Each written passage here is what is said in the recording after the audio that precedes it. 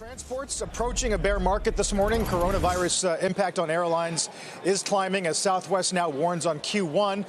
Phil LeBeau is at the Aviation Summit in Washington. Morning, Phil. Good morning, Carl. All of the airline stocks down 5 to 7%. You mentioned Southwest. Take a look at shares of Southwest approaching a 52-week low. As you mentioned, they are warning about their Q1 revenues will be down anywhere from 200 to 300 million from originally forecast, and that's because of the cost of the coronavirus. Meanwhile, the International Air Transport Association, think of these guys as the global trade association, speaks for the industry worldwide, out with a new estimate in terms of how much coronavirus will cost the airlines. Just 2 weeks ago, they said it would cost maybe $29 billion. Now they're saying it could cost up to $113 billion. Just a few minutes ago, we talked with the CEO of IATA. Here's what he thinks is happening in terms of demand worldwide for travel. What we see, first of all, are facts. We see a lot of cancellation of events, Congress, conferences, meetings, that are purely and simply canceled. For the month of March, it's almost everything is cancelled. April is not very good. For May and June, it's too early to say, first of all. So it has an impact on business travel, of course. As you take a look at shares of the major airline stocks, again, they're all down anywhere from 5 to 7%, guys. And what we saw yesterday with United in terms of bringing down its schedule, 10% domestically, 20% internationally, then JetBlue last night saying they're going to be bringing down their domestic schedule 5%. You expect that practically from every airline. They are going to start cutting their capacity. They have to, because they're trying to rein in costs as much as possible. We're at the Chamber of Commerce Aviation Summit all day long. Going to be talking with Gary Kelly, going to be talking with a number of other CEOs. We'll give you some better perspective from them as we see how this day plays out. Another rough one for the airline stocks. Guys, back to you. Phil, as you're saying it, Boeing down 5%, 268 is going to take you back, Jim, to late 17. Geez, Mr. Calhoun's doing a very good job. We heard that from Larry Culp yesterday.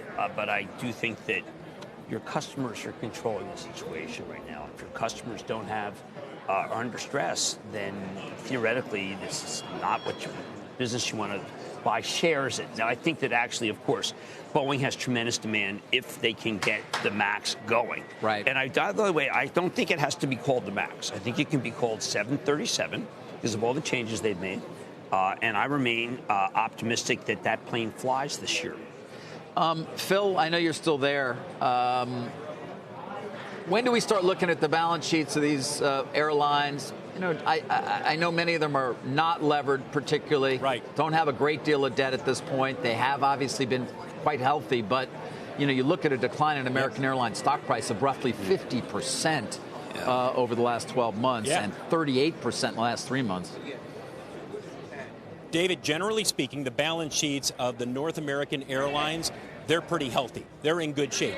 The biggest concern out there is American Airlines. That's why this stock has been hit harder than any other ones. If you take a look at its debt to EBITDA, that's the general metric that most are going at.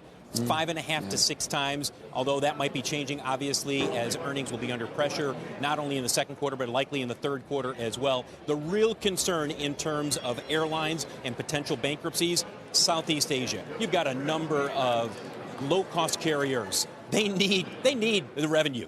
I mean, look at it. They have, let's take a narrow-body airplane, and they're leasing it from a leasing company. They've got to come up with $300,000 a month. Break that down to $10,000 a day. They're not getting that. They're just not going to get that, and people are not going to be flying. So that's the concern in the industry. Those low-cost carriers, particularly in Southeast Asia, a few over in Europe as well. North America, that's the good news for the industry. The balance sheets are in pretty good shape here. Phil, in terms of the offset between the unit economics as load factors go down versus the savings they're getting on fuel, which I know Southwest did talk about, I mean, how do you weigh those two things?